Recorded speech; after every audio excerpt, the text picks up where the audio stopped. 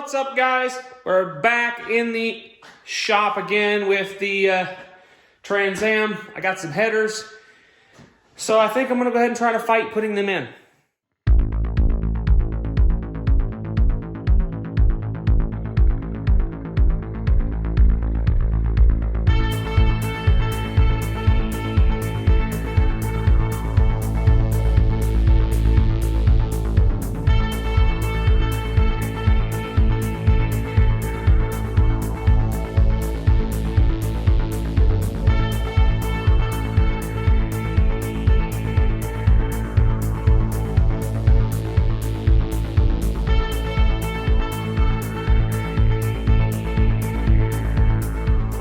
They are in.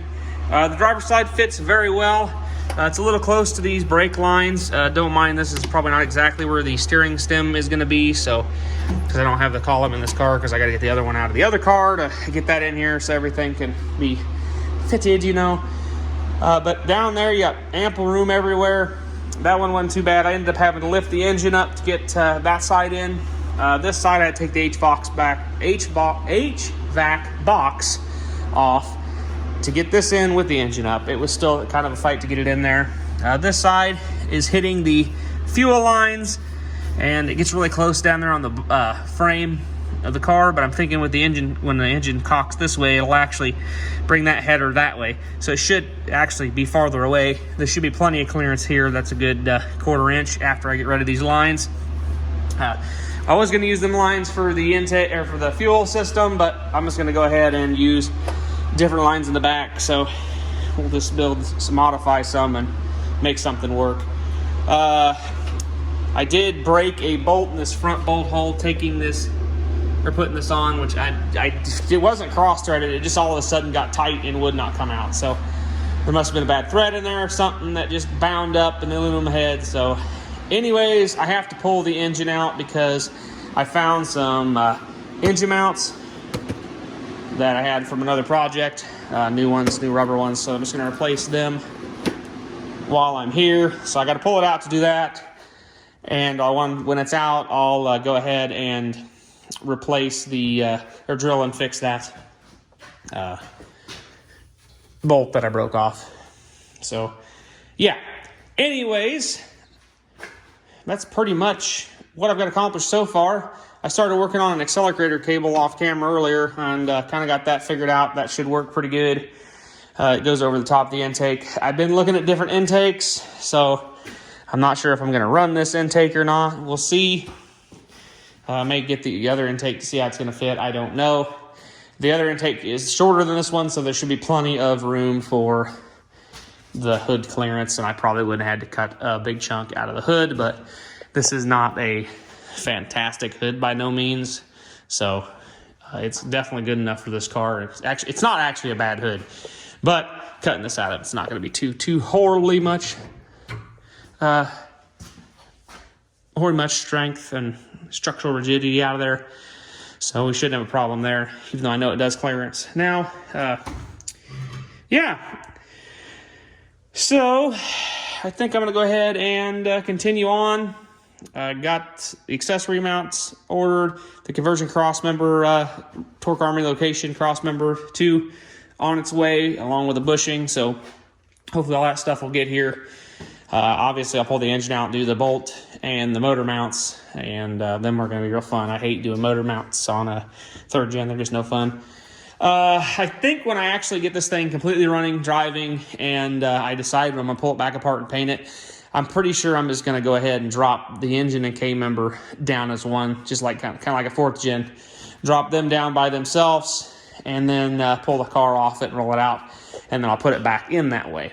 Just because I can pull everything apart, paint everything, put everything back together on the engine, and yeah, we'll be able to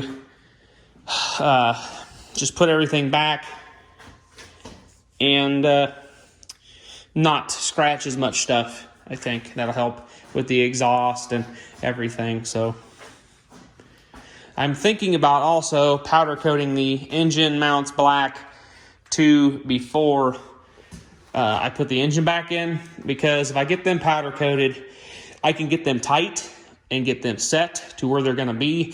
So when I do pull the engine to paint it, I don't have to take them off the engine. I can just leave them on there. Their location will be perfectly lined up. I can set the engine back in the cradle, slide it back up under the car, get the cross member and everything in, and then it should be where it needs to be. So I think that's what I'm going to do. I'm going to go and powder coat them while they're out. That won't be too hard to do. Just cook them, throw them in the sandblaster real quick, sandblast them, give them a nice finish, wipe them down, powder coat them, throw them in the oven, let them bake. Voila. So anyways, guys, I think I'm going to wait another day.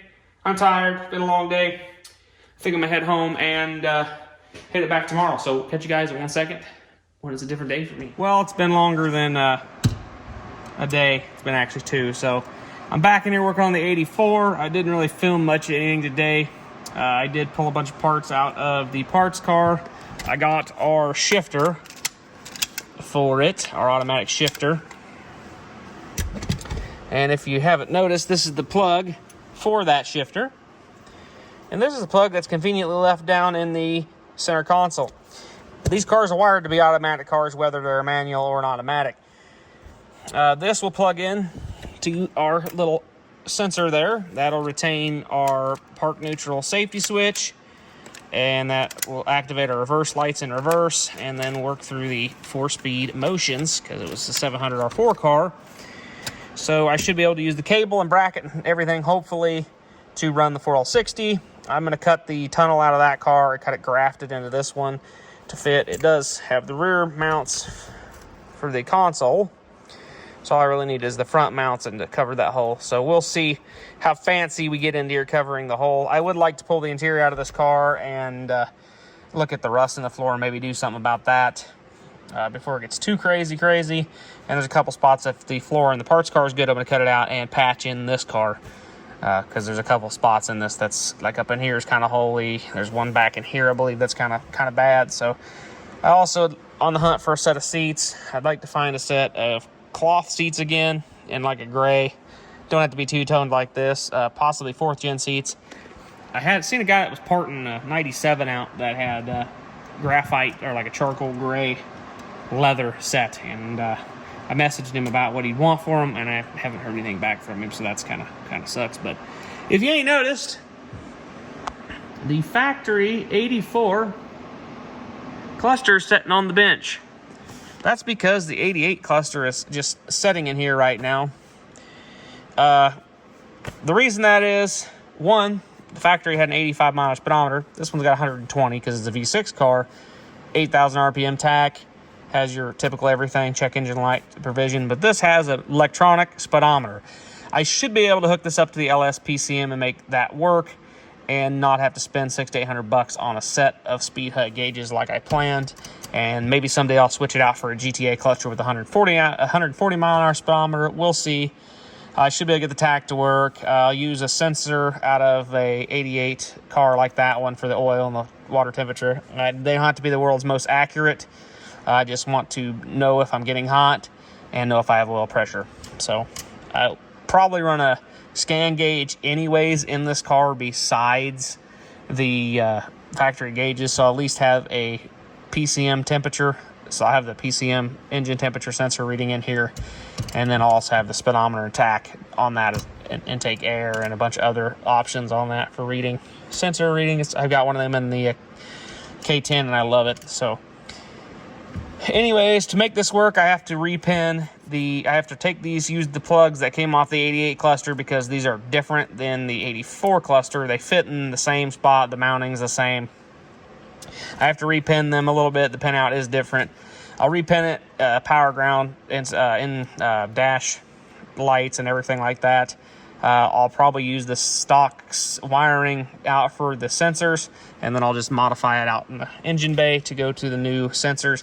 I already drilled and tapped for a 3/8 MPT fitting for a temperature sensor on the side of the block. I'll pull the adapter out, slap the factory 88 temperature sensor in there, and bada boom, bada bing, we should have a temperature sensor on the dash. My oil pressure adapter, I should be able to thread the 88 88 oil pressure sensor in and have a working oil pressure gauge when the pinout is correct.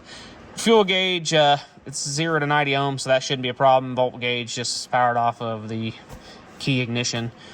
that runs all the gauges. Tack should be run a tack signal out to the PCM. I don't know if I'm gonna have to add a resistor with power coming into it. I'm not sure. We'll see. But hopefully it'll just work. Then the speedometer should be one wire out to the PCM as well, and we'll see how well that works. Yeah. Anyways, guys, I'm going to call it quits for tonight. I also got the steering column out of the parts car, and everything there looks identical. I could go ahead and do the key interlock to this if I wanted to, and I may run the cable over and use the ignition switch from the automatic and have all the shift interlock stuff work. It is kind of nice to be able to run this without having the key on, but I have two small boys and I don't really want to get them in the car, pop this thing in neutral and rolling down a hill or something. So anyways, I think that's going to look pretty good, and just going to save me a big chunk of money here. I do want to, like I said, if I want to pull this interior out, I can't remember if I said that earlier, and look at the floor and get some of that rust under control when I graft this in. So yeah. Anyways, I'm gonna cut you guys off here, and I'll cut you guys back on when we get a little farther along. Well, guys, I did a little bit more work this evening. I pulled all the loom off of the factory harness up here and got everything kind of figured out, what we did labeled and whatnot. Got like our tack, our oil pressure sensor, temperature sensor, starter exciter wire, a couple other wires that are probably going to get removed from the harness. Our windshield wiper, which I'd like to get, like I said, like to convert that to the new style wiper. I'm going to grab the other tank off the other car and make sure it fits, because it is a little bulkier.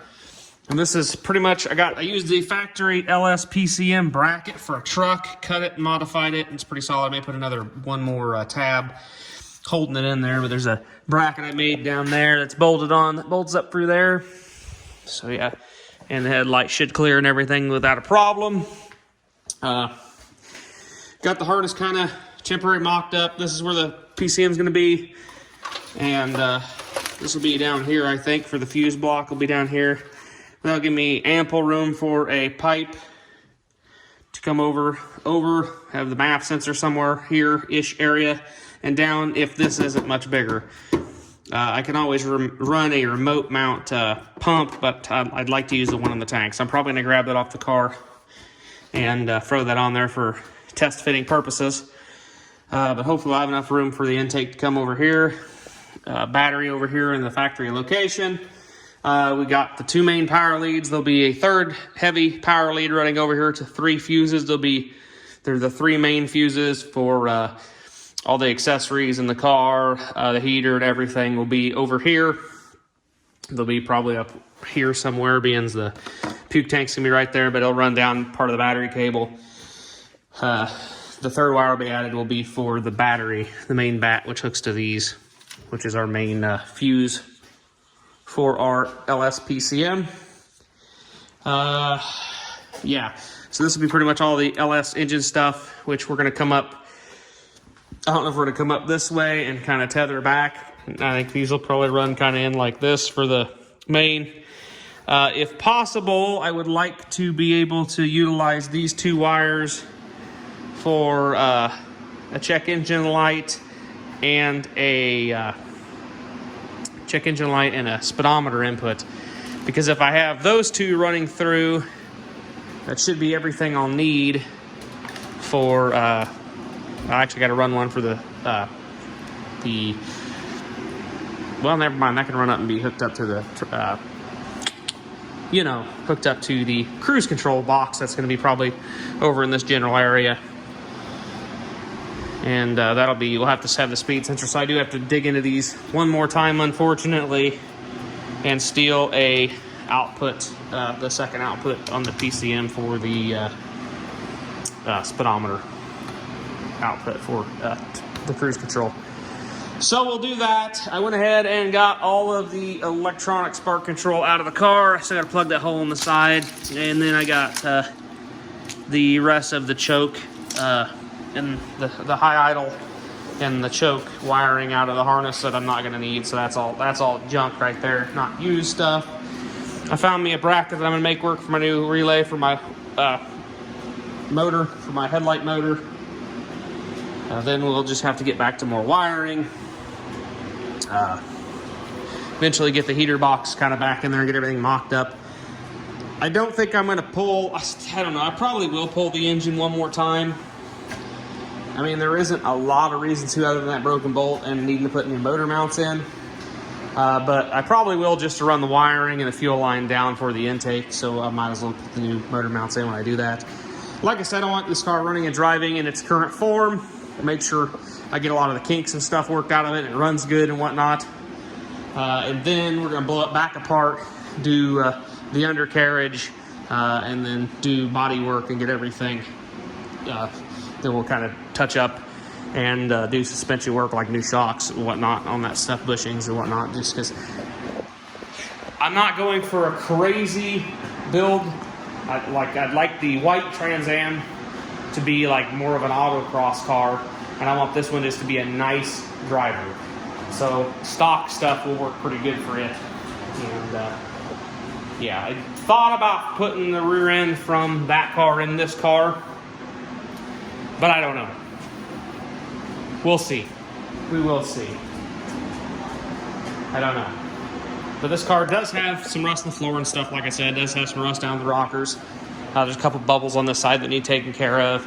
Some dents and dings here and there. It just needs some love. And yeah, that's what it's getting after we get it running and driving, just to see how it's going to run and drive with our setup here. So yeah. I did think about painting the engine bay and having all that stuff done. That still might be a possibility of happening. I don't know, but I'd like to actually flip the car on, like get a rotisserie, set it on its side to do the undercarriage, just because it would make doing the undercarriage so much nicer. And these cars really aren't bad to put on a,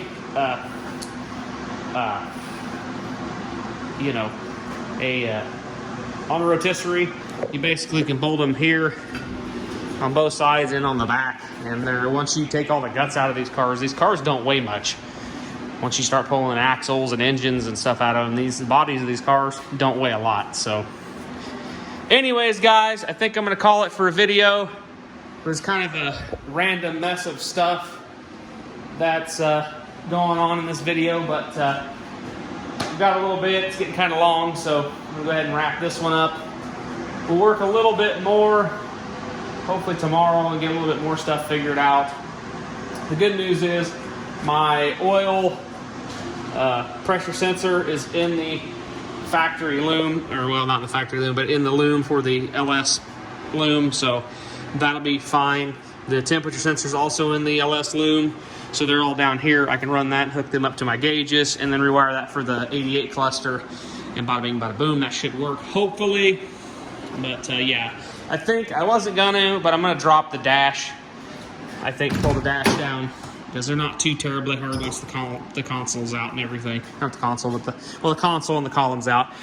There's a couple bolts. I can at least pull the cap off and flip the dash down, and I want to do some wiring rearrangement and removing of some more of the spark wiring, removing the old diagnostic port, some stuff in the convenience center, and some extra wiring like the old cruise wiring for the old vacuum style cruise. Get all that stuff removed, and I'll swap out the automatic or the manual pedal to an automatic pedal so we can get that stuff done. So yeah, anyways, guys, we'll catch you guys in the next video, and you guys have a good rest of your day after I just knock something down. So we'll see you.